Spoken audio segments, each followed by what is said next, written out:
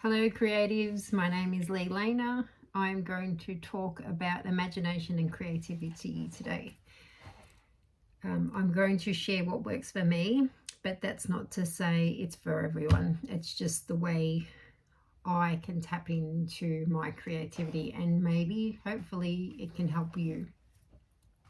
So if we want to bring something, create something and bring it into the world, we need to go within, which means we need to momentarily turn away from the world. So everything out there needs to be put on pause.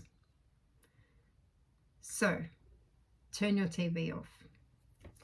Just turn your TV off. There is not a lot of good that comes from it. And next, you could do with forgetting everything you are. Stop believing everything you see and hear. We want to connect to our innate intelligence. So we need to see, perceive, view the world through a new set of eyes, through our own innate eyes, not through the eyes of somebody else's thoughts and opinions. It's very empowering to come from within and then out and learn that way rather than the other. I think that humans are forever seeking the energy they fail to recognize they have within them. And so I know we're talking about imagination and creativity, but turning within is going to be the most beneficial path you can take to bringing things out. Next, we need to ground ourselves. We need to get the soles of our feet on the soles of the earth.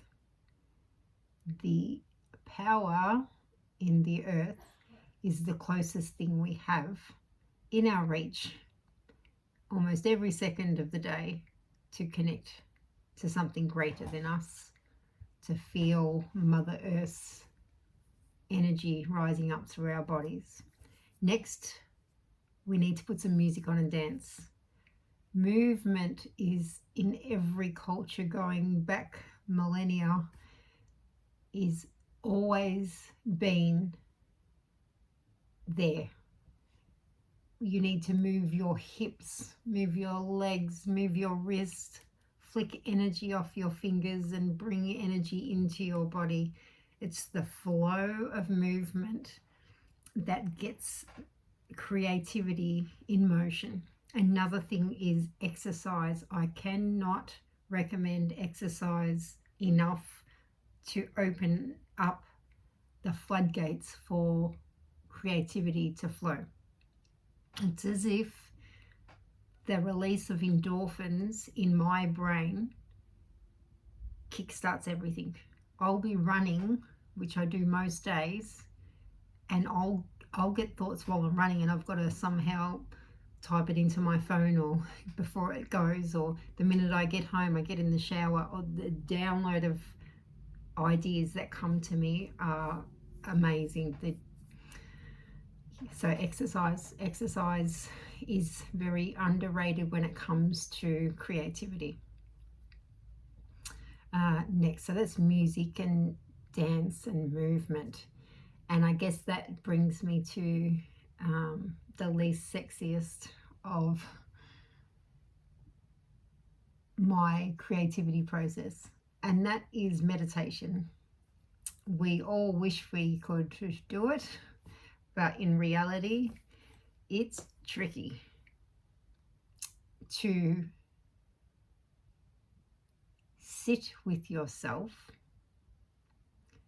when we have forever turned from ourselves is hard. We have a lifetime of thoughts emotions, experiences that we bottle up in this head of ours. So to sit with that is tricky, and we don't want to. It's the hardest thing to do, but it is harder to live the rest of your life not having gained control of your thoughts. You have trillions of thoughts on the go continuously for your entire life.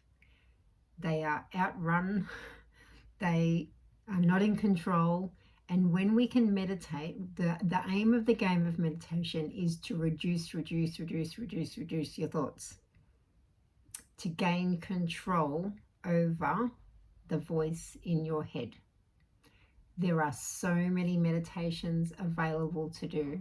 You can do single-pointed breath work, yoga, stress relief. It is endless, the amount of the themes of meditation you can do. But doing them is just the key to reduce them to a smaller amount of thoughts in your head, until you get to the point where the gold happens, the first little miracle. And I'm not saying miracle as in it's impossible to achieve this, because miracles were actually once upon a time, I think, a natural state of our being. A miracle in the way and means of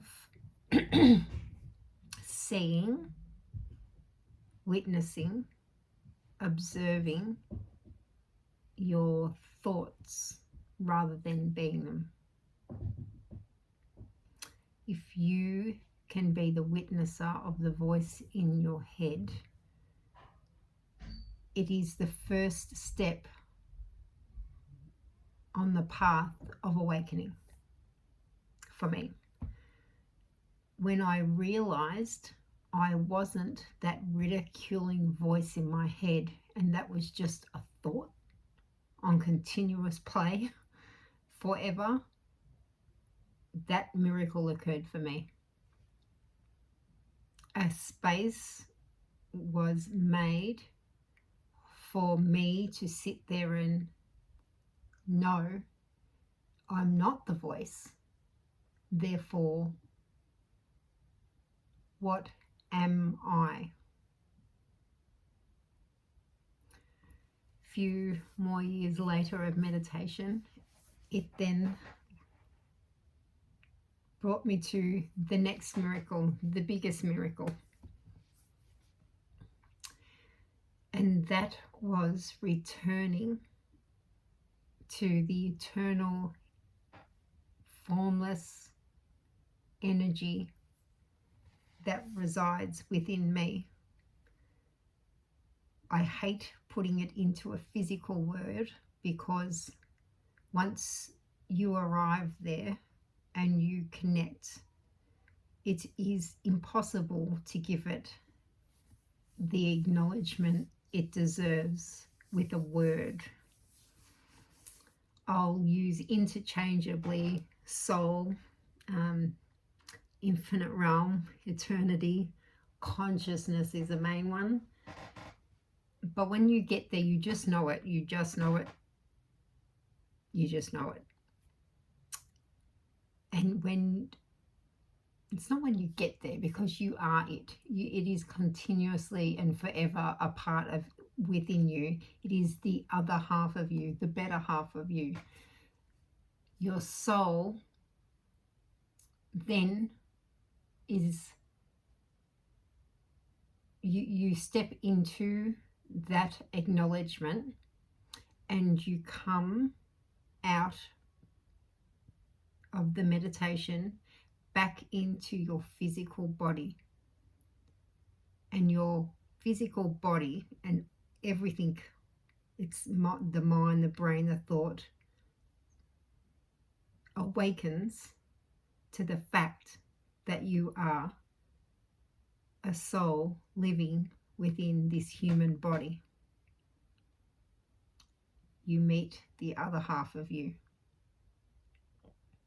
that other half, that soulful half that has been long awaiting your return, is finally acknowledged within this human body you live in. That soul is, like I said, consciousness, the infinite realm of imagination. It's where the seed of our life originates. And now you consciously know you can pull from it, draw from it, more so surrender to it and allow it to flow through your body into this world. And maybe it's game plan, that's not the word, but the soul consciousness is formless. Does it want to come through these physical bodies into the time and space dimension to experience life? This is what I know to be my truth. My soul is formless. It wishes to experience itself and share itself in this time-space dimension and live in this world as a physical thing. And it wants to do that to share it with you. It's not for me, it's for you. It's to connect with your soul. And your soul, continuously, eternally connected to conscious soul, wants to come from within your body into this physical time-space dimension world and create its gift. And then your gift will meet with my gift. And the consciousness evolves even more. See how that works? Say your soul's gift is to create a beautiful song through lyrics, your voice, an instrument, or all of them into one. You have your song, your soul in a song. And I have created ANITHIA. ANITHIA is here. Say another soulful, creative human being has the ability to create movies. They get ANITHIA, they turn it into a movie with their soul's creativity, my creativity, and then we need a song for the movie. And so together, all three creative souls intertwine and the expansion happens. All three souls now in physical form existing in the human world to create expansion of consciousness.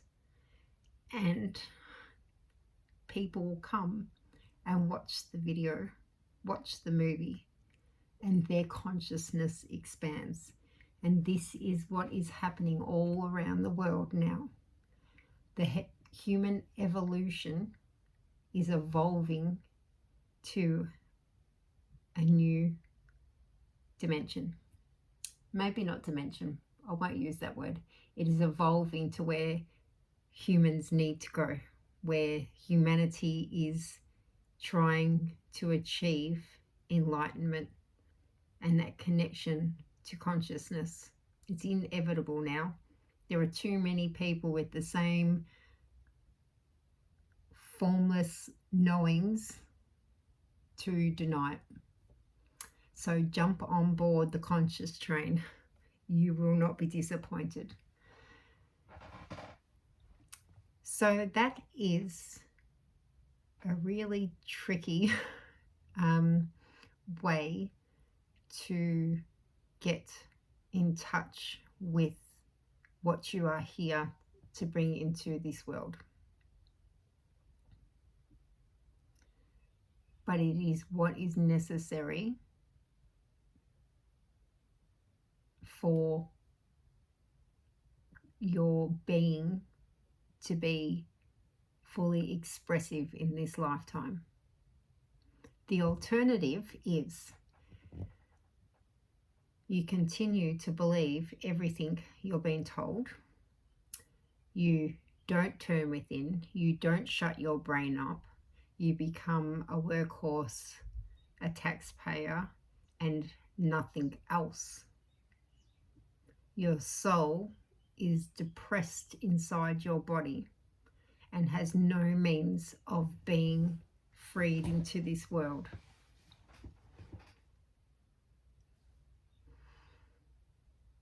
That is what has happened to generation after generation for millennia.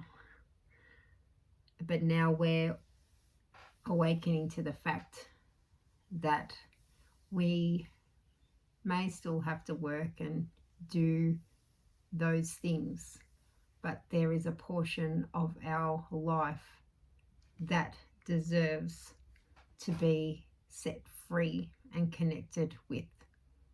You will not be disappointed. So this is how I get creative. This is how I tap into imagination. I turn within and surrender to my soul and what it chooses to bring into this world. I hope this has helped. I'm sure it's helped. I know it's helped, actually. Yeah. Turn the TV off. Put the world on pause. Get your feet on the ground. Get your body moving. Get the endorphins happening. Sit with the ugliness of your life. Package it up into a box. Put it to the side and press pause on it just for a moment. You can return to it. Pause it. Come back to you. Reduce your thoughts. Miracles will occur. You will meet your better half. You will know yourself to be soul, I am, being human. And that intertwinedness of soul and human will bring forth beautiful things into the world to be shared with other people's beautiful things. That's the beauty of life, to allow it to flow from my heart to yours.